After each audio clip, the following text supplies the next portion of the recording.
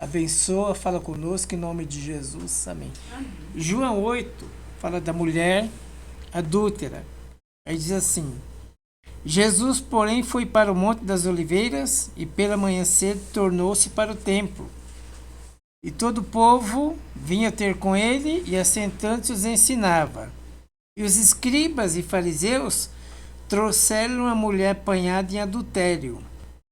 E pondo-a no meio, disseram: Mestre, essa mulher foi apanhada no próprio ato adulterando. E na lei nos mandou Moisés que as tais sejam apedrejadas. Tu, porém, o que dizes? Isso diziam eles, tentando para que tivesse do que acusar. Mas Jesus, inclinando-se, escrevia com o dedo na terra. Irmãos, tudo na vida da gente, tudo que você não entende, uma fase da vida, né? Ou você ouve alguma coisa, ou acontece alguma coisa que você não entende, tudo é oportunidade para a gente abrir um diálogo com Deus. O que a gente não sabe, o que a gente não entende, a gente pergunta para Deus. Então, às vezes você passa uma situação que você não está entendendo. O que, que Deus quer? Que você abra um diálogo com Ele. Senhor, por que está acontecendo isso comigo? Por que eu estou assim? Por que aconteceu isso comigo? Então, tudo é financeiro, espiritual, profissional. Não estou entendendo. Por quê? Porque Deus quer que você pergunte para Ele que você não sabe. Ele mesmo faz um convite. Ele mesmo faz um convite para nós, um convite especial, né? Clama a mim, responder-te. É um convite de Deus. Entra no teu quarto, é um convite de Deus. Então, tudo que eu não entendo, por mais simples que seja também, não deixa para lá. A gente pergunta tudo para Deus. Não estou entendendo. Por que Deus quer então que eu abra uma conversa com Ele? Se eu não estou entendendo, eu vou perguntar para mim entender o que Deus está falando, né?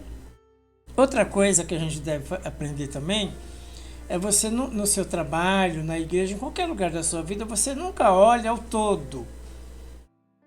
Porque às vezes a gente se acomoda, que a gente está no meio do povo, e às vezes tem a mesma profissão que a nossa, faz a mesma coisa, e a gente fica ali acomodado, né? A gente se baseia na vida dos outros. Ah, o fulano faz assim, eu faço assim também. Ah, outro fulano faz assim, eu faço assim também. Tem hora que nós temos que olhar para dentro de nós, né, e sair do acomodismo e perceber onde a gente quer chegar. Porque se você ficar olhando só coletivo, você vai ficar estacionado. Eu tenho que olhar para mim onde eu quero chegar com o meu ministério. Eu tenho que olhar para mim. Você olha para o seu, onde você quer chegar com o ministério. Na minha profissão, onde eu quero chegar com a minha profissão. Às vezes a gente olha pelo coletivo, seus amigos tudo parou de estudar, ninguém faz mais um curso, não faz nada, mas você faz. Você tem que olhar para você, você não tem que olhar para os outros. Ah, tá tudo parado lá os meus amigos, mas eu vou continuar, vou fazer outro. Vou fazer alguma coisa a mais. Então você tem que olhar para você e ver onde você quer chegar. Você que tem que descobrir onde você quer chegar, não é os outros. Nós é que temos que descobrir, nós queremos chegar, estou olhando no meu ministério. Ah, eu fico olhando o ministério de fulano, de ciclano. Não, eu tenho que olhar o meu, onde eu quero chegar. Talvez o fulano precisa fazer um jejum, eu preciso fazer. Talvez o fulano está acomodado, ele não quer estudar mais, mas eu preciso estudar. Eu preciso fazer alguma coisa diferente. Então a gente não pode só olhar a vida no coletivo, senão a gente fica ali, né, nadando junto com os outros. Então nós precisamos olhar para nós e perceber onde nós queremos chegar. Não, eu quero chegar em tal lugar, então eu preciso fazer mais um esforço. Eu vou fazer mais um esforcinho aqui para me chegar no local desejado, né? A gente nunca pode só ficar na fé coletiva dos outros, né? Eu tenho que saber, puxa vida, eu queria alcançar um pouquinho mais, então eu tenho que fazer um pouquinho mais, eu sei disso, né? Então a gente tem que procurar olhar para a gente, nunca olhar só no coletivo. Nós estamos diante de uma situação em que a mulher foi apanhada no ato de adultério, né? E na lei de Moisés, a lei dizia que ela deveria ser apedrejada. Os escribas e fariseus trouxeram a mulher, né? Trouxeram a mulher apanhada do adultério e eles vieram com o espírito de acusação. Olha, Jesus, na lei de Moisés, ela fala que as tais devem ser apedrejadas. E Jesus fez o quê? Continua escrevendo na areia. Irmãos, em volta daquela mulher tinha um espírito de acusação. Eles queriam ver sangue, eles queriam apedrejar a mulher por causa do adultério. Jesus continuava escrevendo na areia. O que Jesus estava pensando? Ele pensava assim, não, essa mulher precisa de mais uma chance. Essa mulher aqui precisa aprender. Que a gente não serve a Deus só por aparência, a gente tem que servir no interior. Ela não aprendeu ainda, mas ela vai aprender. Ela vai ter condições de aprender. Vocês querem matar. Jesus pensando, não, eu vou investir na vida dessa mulher aqui, eu vou ensinar ela a não ter um coração duplo, a não pensar que a gente pode servir a Deus e adulterar, que a gente pode servir a Deus e fornicar e que não vai dar em nada. Ela não sabe disso ainda, eu vou ensinar ela. Aí Jesus, eles continuaram acusando e Jesus continuava escrevendo na areia. E só ouvindo a acusação deles, Aí Jesus fala aquela passagem, quem não tem pecado, atira a primeira pedra, eles vão embora, ficou só ele e a mulher. Ele perguntou, então, seus acusadores, eles foram embora, eu também não te condeno, vai e não peques mais. Ele ensinou aquela mulher, ele ministrou aquela mulher, ele ministrou o coração dela. Irmãos, tem coisa que nós temos que aprender, e aprender que Deus, ele não opera no coração dividido. Deus, ele não opera no coração dividido. Quando Samuel foi na casa do Jessé, estavam os filhos lá e o Davi estava lá no pasto. Os bonitos, tudo passaram, mas eles não tinham coração para Deus, tinham coração dividido. O Davi tinha um coração sincero. Deus não olha para a aparência. Deus não olha para aquilo que eu estou fazendo, se eu sou bom de guerra, eu sou muito bom de guerra, eu faço tudo, eu venho aqui pregar, eu venho ensinar, e você também às vezes vem ensinar aqui. Deus não olha nada disso. O que importa para Deus é meu coração, não é o que eu ensino, o que eu faço. Se eu tiver um coração dividido, para Deus não vale nada. Não tem valor nenhum. Isso aqui não tem valor nenhum se no íntimo o meu coração estiver dividido. Então Deus não quer que a gente tenha um coração dividido. Porém, nós não podemos chegar aqui nessa noite e falar, se você fornicar, você vai para o inferno. E se você adulterar, você vai para o inferno. Não, Jesus pegava e se escrevia, não, eu vou te ensinar. Vou te ensinar um tempo aqui, eu vou te dar todas as dicas para você, vou te ensinar sobre santificação, sobre santidade. Se você não aprender, eu não posso fazer nada. Mas eu vou ter um tempo, eu não vou matar você não vou jogar pedra em você não. Eu vou ensinar você primeiro, vou ter paciência com você. Depois você escolhe. Depois que eu ensinar você bastante, quantas vezes for preciso, aí você escolhe se você vai continuar adulterando, fornicando ou não. Ou se você vai pensar que Deus vai agir na minha vida, eu em fornicação, e pregando a palavra e não vai dar em nada. Vai dar sim, vai dar tudo errado. Deus não aceita um coração dividido. Então, eles tinham lá, os filhos de Jessé tinham habilidade para guerra. Eles eram habilitados para guerra. O Davi não era. Mas o Davi não tinha um coração dividido. Esse é o problema. Deus, ele quer operar na vida de quem não tem um coração dividido. Se eu tiver um coração dividido, eu vou ter problema depois. Uma hora eu vou ter problema, eu vou ter dificuldade. Então, o que acontece, Ele continua a escrever, não... Tem coisa que para o crente é difícil aprender mesmo. Eu vou ensinar você, vou ter paciência com você, vou ser longânimo com você. Esses são os atributos de Deus. Eu amo você, eu vou investir em você. Não, eles não vão te apedrejar, não vou deixar. Você errou mesmo. É fato e é verdade. E a lei mandou, mas a Bíblia fala que o fim da lei é Cristo. Nós estamos embaixo da graça. Só que a graça não me permite ter um coração dividido. Eu vou te ensinar aqui, vai, não peca mais. E terminou tudo em bênção. Jesus fez um milagre ali, abençoou a vida daquela mulher, ensinou ela, vai, não peca mais, não comete mais esse pecado, Então, Deus não opera em coração dividido. Ele não está impressionado com o que eu prego aqui, ele quer saber do meu coração, não é o que eu faço aqui que é importante para Deus. Não é o que você faz que é importante para Deus, é o nosso coração que é importante para Deus. Nosso interior, a santidade interior, é importante para Deus. né? É aquilo que nós somos por dentro, é o que vale para Deus, não é nossa aparência. Então Deus não vê como o homem vê. O homem vê a aparência, Deus vê o coração. O Deus pesa o espírito do homem, vê o que tem dentro do espírito do homem. Então nada que eu faça, se eu tiver um coração dividido, não vale nada para Deus. Eu sou dizimista, sou ofertante, mas tem um coração dividido, não vale nada. Agora, o que eu acho é isso, eu nunca gostei, não gosto de pregador muito incisivo.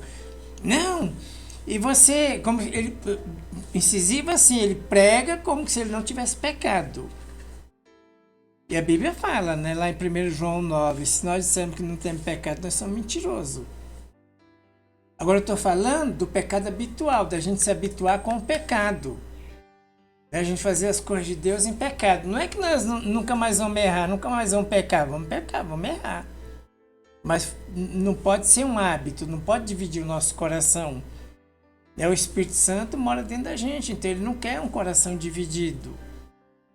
Então, aquele pecado habitual, né? Eu faço, mas não estou mais nem aí.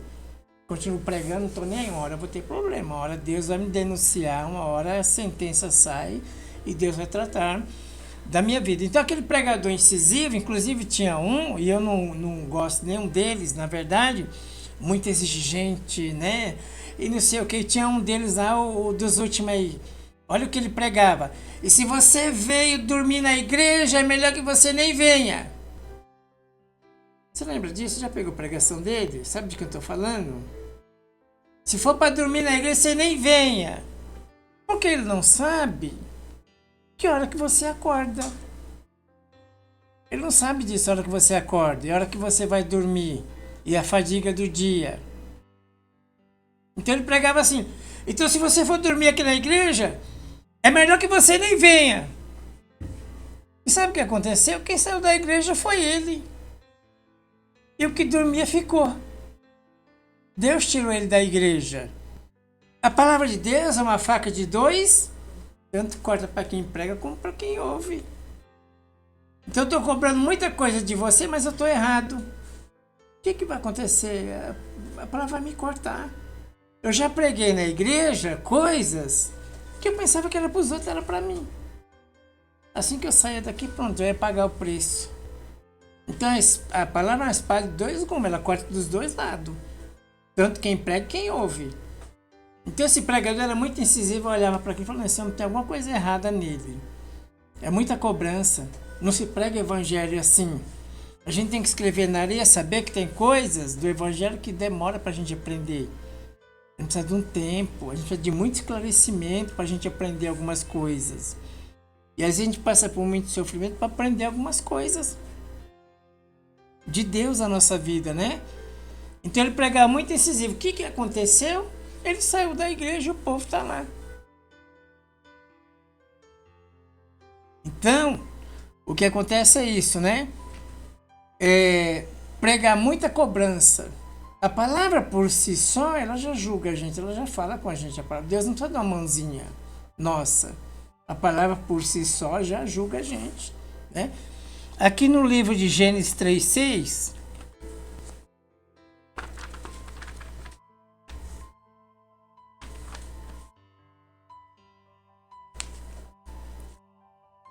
Gênesis 3:6.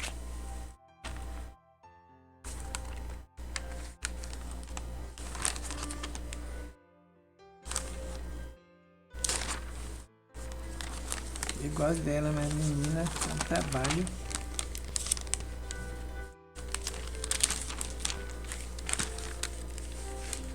Gênesis 3:6. Diz assim, ó. E viu a mulher que aquela árvore era boa para se comer e agradável aos olhos, e a árvore desejável para dar entendimento, tomou do seu fruto e comeu, deu ao seu marido, e ele comeu com ela. Diante de tanta coisa que Deus fez, um jardim, pensa só um jardim. Deus não aceita coração dividido.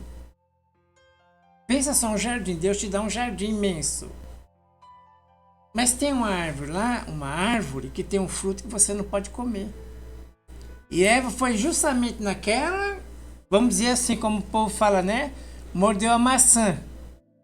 O que aconteceu depois disso? Que tragédia aconteceu depois disso? Mas era só uma maçã. Era só uma maçãzinha. Então, um pecadinho na nossa vida pode ser uma coisa mortal.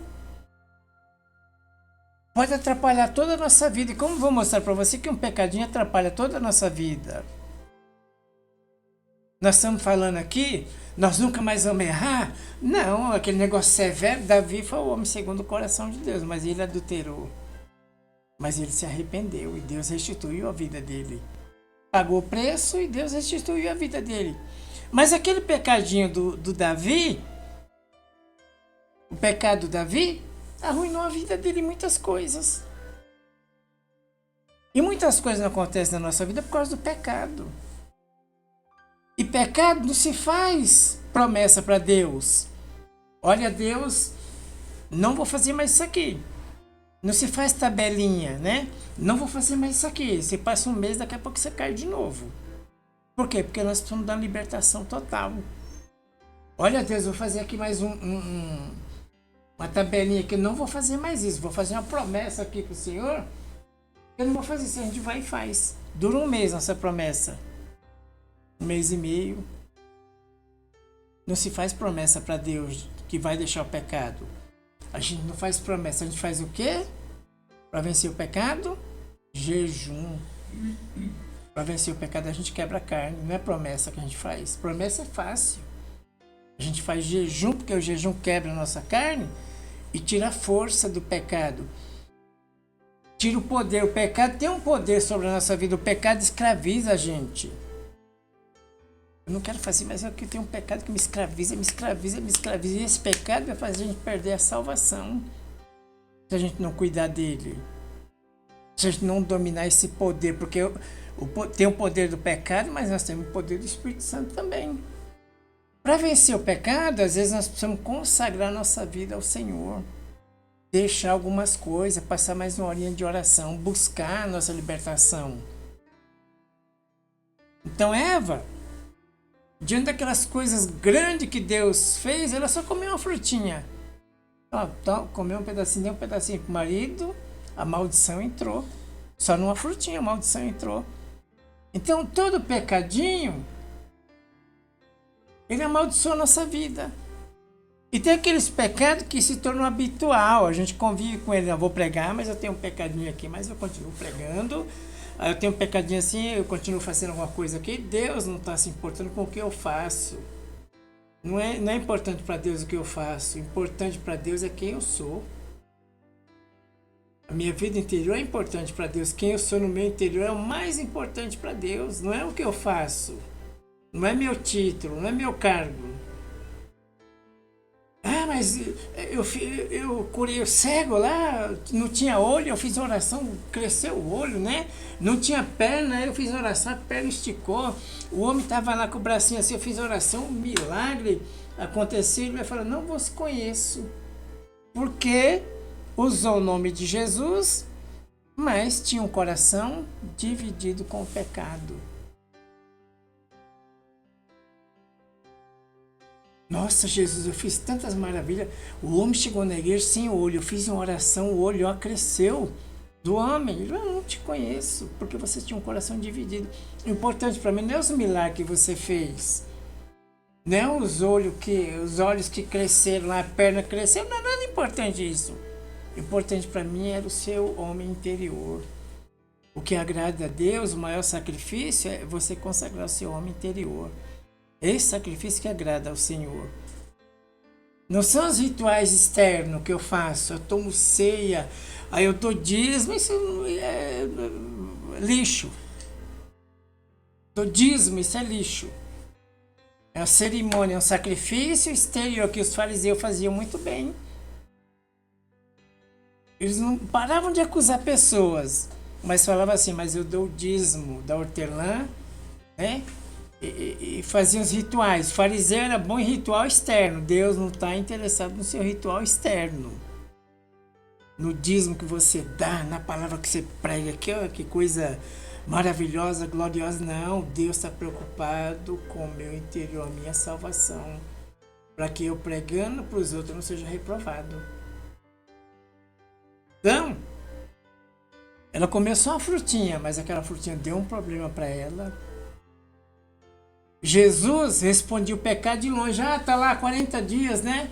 De jejum e de oração. Aí vem o diabo lá, o tentador, fala, transforma a pedra em pães. Ele de longe, nem só de pão viverá o homem.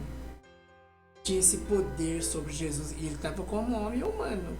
E Deus quer que a gente tenha esse poder. Responda ao pecado de longe. Nem só de pão verá. O que nós fazemos? Nós primeiro demos uma beliscadinha no pão. O diabo oferece, a gente come um pedacinho de pão primeiro. Depois vem, me perdoa, Deus, me perdoa. Aí o diabo vem de novo, a gente come, não come o pão todo, mas às vezes dá só uma beliscadinha no pão e come um pedacinho de pão. Depois me perdoa. Deus não quer que a gente viva esse coração dividido. Deus não quer que a gente viva assim. Só que eu não posso dizer para você, você vai sair daqui hoje, e você tem que fazer isso, e você tem que ter regras. Regras não funcionam para ninguém. O que nós temos que fazer? Nós temos que pedir ao Espírito Santo a resistência contra o pecado.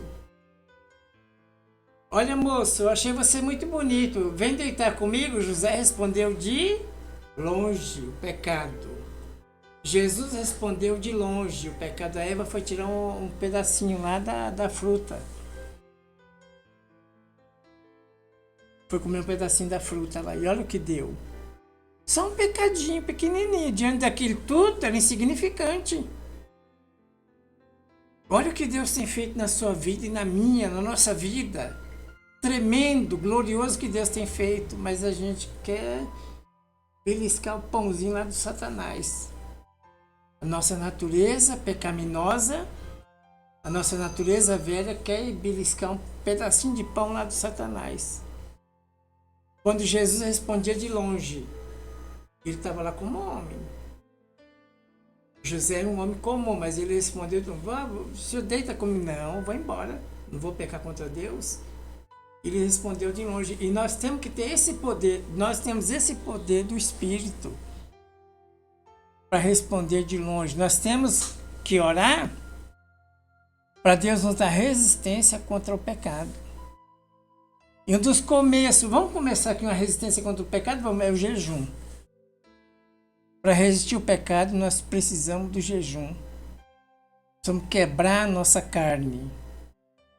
Quando você está no período de jejum, você ora mais, você busca mais a Deus. E nós não podemos deixar isso para o dia da emergência. O dia da emergência vou fazer um jejum, né? O dia do sufoco vou fazer um jejum. Não, tem que fazer antes, tem que se preparar antes. O dia que chegar o urso e o leão, nós já estamos preparados. O dia da emergência, nós já estamos preparados. Mas Deus não aceita coração dividido. Porém, vou repetir aqui para você de novo. Não vai acontecer nessa noite, nós vamos sair daqui e transformado, né? Os coração... Não, é um processo. É um processo. Você está ouvindo um pouquinho hoje? Então vamos aprender mais um pouquinho sobre santidade, santificação. O que ela faz na vida do crente? O que ela faz na vida de um cristão? E duas coisas eu posso dizer para você. Um homem em santidade, seus filhos vão ser diferentes. Você vai abençoar a sua família em santidade. E outra coisa, a tua unção vai ser maior. Está lá em Hebreus 1:9. A tua unção vai ser maior.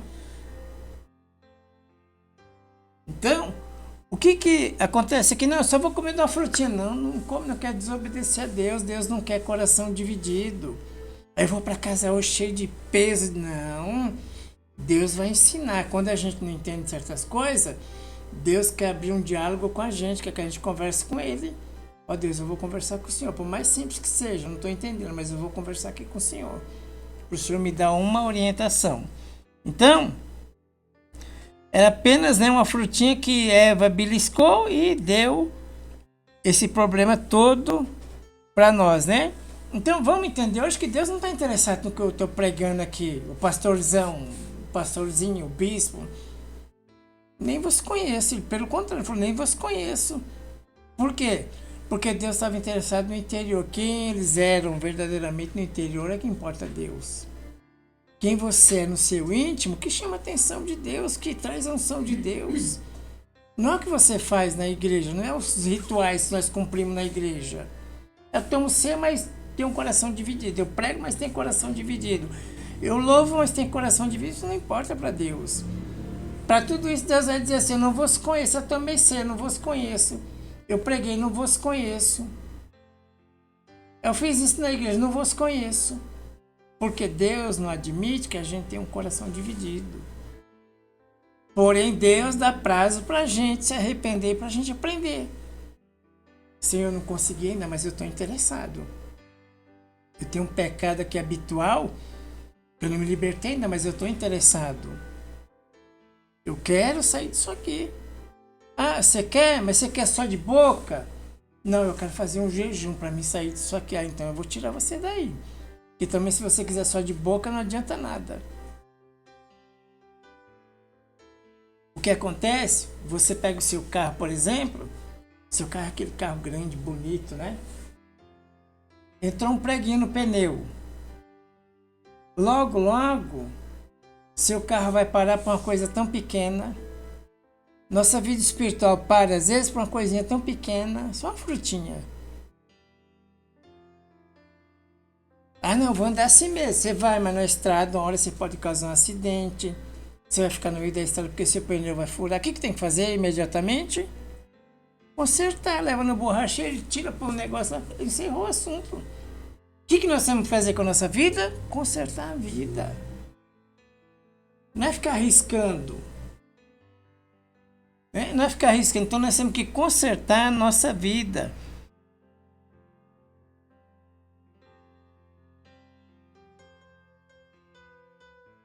É João 13:8.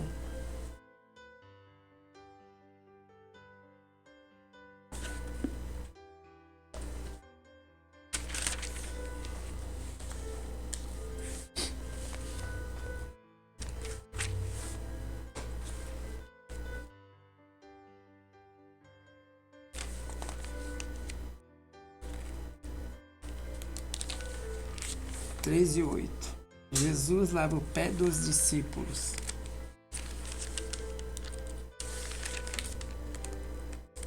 Ele diz assim, ó.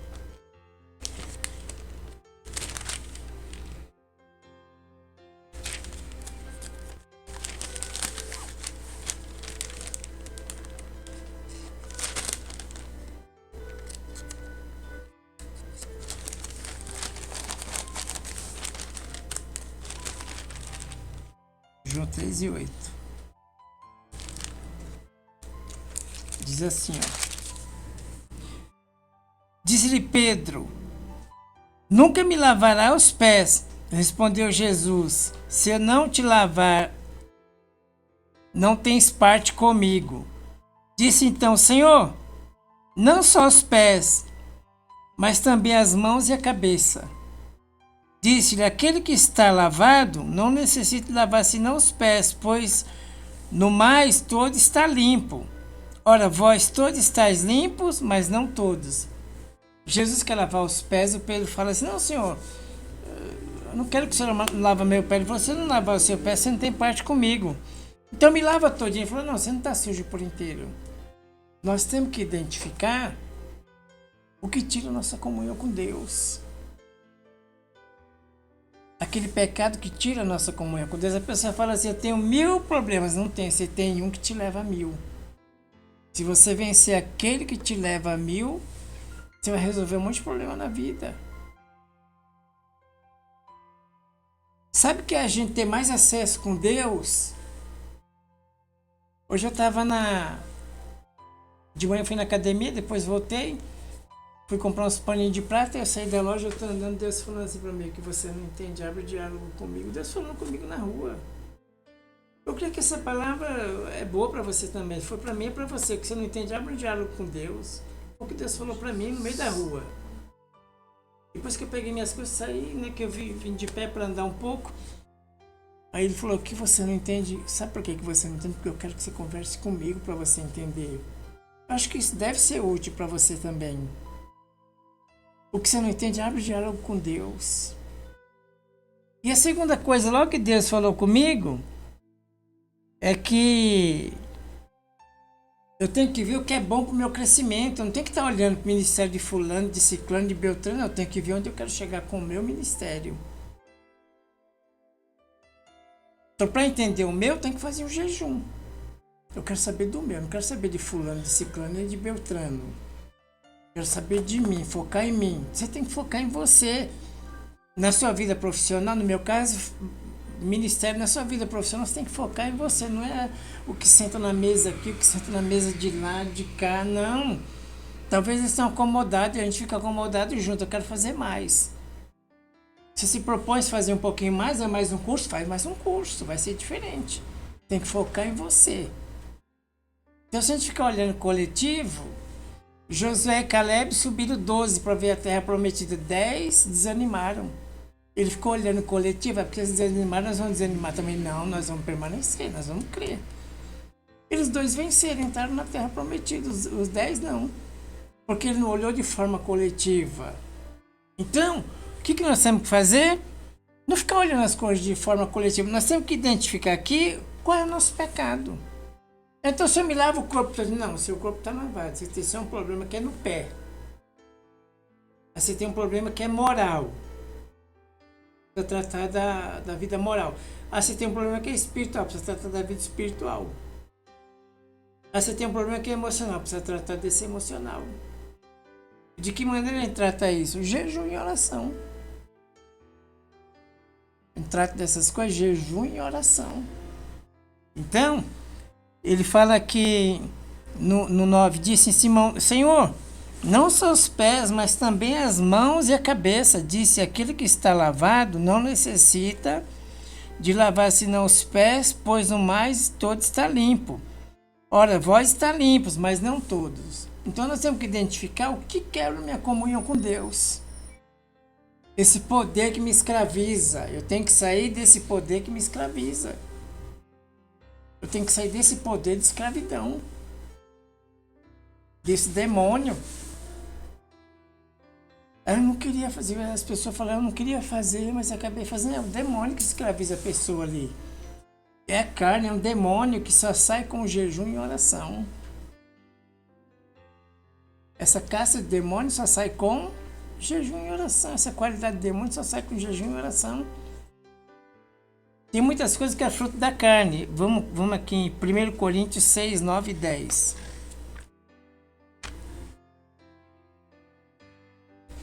Os coríntios, eles pensavam assim, por isso que Paulo escreve sobre isso aqui em Coríntios, né? Porque eles pensavam, esse era o pensamento deles, ao 9. Não saber, vocês não sabem? Paulo falando para os coríntios, né? Vocês não sabem que os injustos não vão de herdar o reino de Deus? O que ele está falando aqui? Vocês não sabem que os injustos não vão herdar o reino de Deus? Não erreis, nem os fornicários. Fornicário, sexo antes do casamento. Nem os fornicários, nem os idólatras, nem os adúlteros, nem os efeminados, nem os sodomitas, nem os ladrões, nem avarentos, nem bêbados, nem maldicentes, nem roubadores herdarão o reino de Deus, perderão a herança. Então nós estamos vivendo agora, nós temos que ver viver o que a palavra ensina. Fornicário vai perder a herança no reino de Deus. Ah, mas só foi uma mini fornicação, vai tirar a gente do reino de Deus. Nós vamos perder o reino de Deus. Agora eu vou fazer igual o Paulo Júnior, né? E você é fornicário, e você não vem aqui na minha igreja, porque você é fornicário, porque você é adulto, você é bêbado, você é beberrão. E saiu da igreja ele, quem saiu foi ele, o resto ficou. Porque não se prega evangelho assim. Aí, irmão, você está em fornicação? Então eu vou conversar com você. Você sabe que você está em fornicação. Deus te perdoa, vai te ajudar. Pede ajuda para Deus. Faz um jejum. Não fica só de boca prometendo coisa para Deus, não. Faz um jejum que Deus vai libertar você da fornicação. Deus vai te ajudar. E você está embaixo de um poder do diabo e um poder da carne. Isso é obra da carne e é obra do diabo. Deus vai tirar você desse poder aí. Deus vai te curar dessa doença. Deus vai tirar você desse problema aí. Faz um jejum. Porque eles pregavam, por isso que o Paulo fala, vocês não sabem, vocês vão continuar pregando, vocês vão continuar ensinando em fornicação. Vocês não sabem que Deus não aceita coração dividido. Deus não aceita, vocês não sabem disso, que Deus não aceita coração dividido. O que importa para Deus não é a pregação que você faz, aquilo que você faz em igreja, não é. Os rituais aqui são rituais externos, não importa para Deus. O importante para Deus é quem você é por dentro. A sua vida interior é que importa a Deus. Deus não olha para a aparência do homem, Deus olha para o seu interior. Vocês são tudo habilitados para ganhar, mas não são vocês não têm coração para Deus. Tem um lá que ele não sabe nem guerrear. Aquele é que vai vencer a guerra, porque aquele tem coração para Deus. Só vence quem tem coração para Deus. Não quer dizer que você nunca vai errar, não é isso que eu estou dizendo, não. Eu estou dizendo que tem um coração para Deus. A gente sabe que a gente não pode estar fazendo as coisas e nem desistir. Mas aí eu estou no pecado, então acho que eu vou desistir. Não, você vai fazer a vontade do diabo. Você não vai desistir, você vai continuar e se tratar. Vai continuar e se tratar. Deus está com raiva. Não, Jesus está escrevendo na areia. Quando Deus está acusando você, ele está escrevendo na areia. Não, esse meu filho aqui, eu sou longânimo. Sabe o que vai acontecer? Eu vou ensinar ele direitinho, eu vou ter paciência. Ele vai me clamar, vai fazer um jejum, ele vai mostrar interesse. Eu vou ensinar ele, vou libertar ele, vou curar ele dessa fornicação. E ele vai ser uma bênção. Não é desistir de nada, não. E não é fazer nada pensando que não vai dar em nada também. Por isso que ele falou que nós somos sal da terra. O sal traz equilíbrio. Muito salgado não presta. Pouco sal fica insosso, também não presta. Tem que ter equilíbrio. Nós somos o sal da terra. Somos gente para andar. Nós somos feitos por Deus para andar em equilíbrio. Nem muito sal, nem menos sal. Equilíbrio. Então, vocês não sabem que os injustos não vão de herdar o reino de Deus, vão perder a herança no reino de Deus. E quando a gente fala de injusto, a gente acha que injusto é só defraudar pessoas. Nossa, eu fui muito justo, o cara me deu lá 100 reais, né? E ele me devia só 50, eu fui lá e devolvi 50 porque eu sou muito justo. Isso é uma parte externa. Mas injusto é quando a gente não obedece a palavra de Deus, nós somos injustos. Então, os injustos não herdam de herdar o reino de Deus. Não erreis, nem os fornicários, nem os idólatras, nem os adúlteros. O que a igreja inclusiva prega? Que relacionamento de homem com homem não tem problema nenhum, Deus não vê assim. Quando a palavra de Deus fala tudo ao contrário. Relacionamento de mulher com mulher, Lana Roder, a esposa dela, apóstola lá, e eles ficam pregando o evangelho e pregam muito bem sobre santidade, salvação, pregam como ninguém. Mas aquilo não vale nada. Aquilo para Deus não tem valor, é coração dividido. É injustiça contra a palavra de Deus. Idólatra, mas tem um cidadão lá que prega uma palavra maravilhosa. Ele prega, mas ele tem um altarzinho. Tudo que vem de idolatria é condenável. Pode ser maravilhoso, mas é condenável. Tudo que provém de idolatria é condenável. Então, nem os adúlteros, nem os efeminados, nem os sodomitas. O que é efeminado? Homem que tem jeito de mulher. Nem os efeminados, nem os maldizentes. O que é maldizente? Pessoa que reclama de tudo, toda hora. Aí sabe qual é o final disso? A somatória disso? Nem os maldizentes, nem os roubadores herdarão o reino de Deus, vão perder a herança. O maldizente, o bêbado, o efeminado, o sodomita, né? Os adúlteros, os fornicários vão perder a herança no reino de Deus. Porque Deus não aceita coração dividido. Deus não quer dividir a glória dele com ninguém. Deus não quer que a gente divida nosso coração com o pecado. Então o que você faz na igreja é o menos interessante. O que eu faço é o menos interessante. O que chama a atenção de Deus, o que atrai a unção é a santificação. A minha santificação atrai a vontade de Deus. Coloca aqui Hebreus 1:9, fazendo favor, Sophie. Amaste a justiça e amou a justiça. O que é a justiça? Ser justo com os outros, mas ser justo com a palavra, com Deus também. Não tem um coração dividido. Tem um coração dividido, é injustiça contra a palavra. Amaste a justiça e aborreceste a iniquidade. Por isso, Deus, o teu Deus, te ungiu com óleo de alegria, mais do que os teus companheiros. Não olha o coletivo, não olha você, o que você precisa. Deus te ungiu mais do que eles. Mas por quê? Porque você amou a justiça e aborreceu a iniquidade. Então é uma coisa muito pessoal, minha. Eu tenho que saber onde eu quero chegar com Deus. E se eu chegar na santificação, é o ponto maior da nossa vida, é a santificação. Então, amaste a justiça, aborreceste a iniquidade, por isso o teu Deus te ungiu com óleo. A santificação traz uma unção de óleo para a nossa vida. Traz um renovo, traz uma unção do Espírito Santo sobre a nossa vida, a santificação. Nós estamos no ambiente do Espírito Santo. Então você vai ser ungido mais do que o outro que não santifica. Então você não sabe da vida dos outros, você não olha coletivo, olha o que você precisa. Olha o que você necessita, onde você quer chegar, de onde você quer sair, do que você quer se libertar. Se a gente olhar coletivo, não vai perceber essas coisas. Então, te ungiu com mais do que os seus irmãos, né? Mateus 5:8, só fazendo um favor. Bem-aventurado, bem-aventurado, feliz, abençoado, né? Bem-aventurado, feliz, abençoado por Deus, os limpos de coração, porque eles verão a Deus. Só os limpos de coração verão a Deus, os sujos de coração não vai ver a Deus. Nem vai ver aqui nessa terra e nem vai ver no futuro.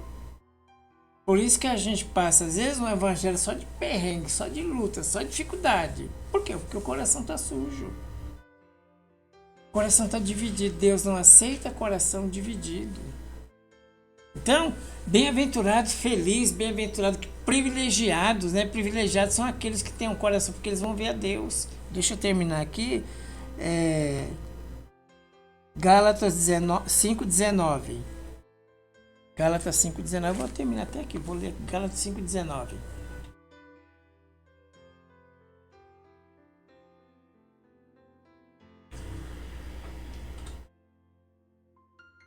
Porque as obras da carne são manifestas, quais são prostituição, qualquer tipo de prostituição, impureza, lascívia, né? Tudo pensamento aqui de ordem sexual, idolatria, feitiçaria, inimizade, porfia, emulações, iras, pelejos, dissensões, heresias, invejas, homicídio, bebedice, glutonaria e coisas semelhantes a essa, acerca das quais vos declaro, como já antes vos disse, que os que cometem tais coisas não herdarão o reino de Deus. Vamos perder a nossa herança no reino de Deus. As obras da carne são obras da carne. E por causa das obras da carne, ela vai nos tirar do reino de Deus. Então esse negócio, né? Deus aceita pastor com pastor e estão casados, mulher com mulher está casada e pregando o evangelho. Isso é tudo palavra vã. Isso é tudo conversa fiada. Deus não aceita essas coisas, um coração dividido. Homem é homem, mulher é mulher e acabou a história. Não tem outra coisa, não existe. Então são as obras da carne que cometem tais coisas não herdarão o reino de Deus. Efésios 3, Sofia, 5:3. E vamos terminar aqui, Efésios 5:3. Mas a prostituição e toda impureza ou avareza nem ainda se nomeia entre vós como convém aos santos. Nem torpeza, nem parvoíce, nem chocarrice que não convém, mas antes ações de graça. Porque bem sabei isso, que nenhum fornicador, impuro ou avarento, qual é idólatra, tem herança no reino de Cristo. Perdeu a salvação. Não tratou dessas coisas, achou que podia fazer as duas coisas, né? Servir a Deus e andar no pecado. Acostumou com essa vida. Ele está falando de pecado habitual. Não é de uma coisa que a gente escorregue Aconteceu uma coisa, já é coisa habitual. Nós acostumamos fazer as duas coisas ao mesmo tempo. Pecado e pregar, pecado e pregar, pecado e cantar, pecado e trabalhar. Nós habituamos a isso. Ele está falando desse tipo de pecado habitual. A Sansão também caiu, revelou a unção dele para a mulher lá. Mas no fim da vida dele, o cabelo dele cresceu de novo. Deus restituiu. Mas o fim não foi como deveria ter sido. Poderia ter um fim melhor. O Sansão morreu nos escombros. Poderia ter um fim melhor. Então isso trata até do nosso fim. Como é que vai ser a nossa vida? Então não vamos sair daqui hoje acusado. Não. Obrigado, Senhor, porque o Senhor falou essa palavra comigo. Eu não quero ter coração dividido. Não, me ajuda, Espírito Santo. Vou fazer um jejum. E jejum é pela fé, não é vontade. Vontade a gente tem de comer, vontade a gente tem de viajar. Jejum não é vontade, jejum é um posicionamento. Jejum é pela fé. Jejum é uma luta violenta. Quando você pensa em fazer um jejum, já baixa logo a incredulidade em você. Para que fazer jejum? Não precisa. Não precisa disso. Não, jejum, né? Quando você fala em fazer jejum, já baixa logo a incredulidade em você. Você já fica logo incrédulo. Por quê? Porque não é vontade, é posicionamento. Vamos terminar com as obras da carne, mas vamos quebrar a carne através de um jejum. Vamos fazer alguma coisa. A gente só ouvir não adianta. As promessas de Deus não vão se cumprir, não. Nós temos que quebrar a carne. Né? Consagrar nossa vida ao Senhor em nome de Jesus. Amém? Amém. Vamos nos colocar de pé. Glória a Deus. Amém. Pai Santo, Pai querido, obrigado, Senhor. Nós te louvamos.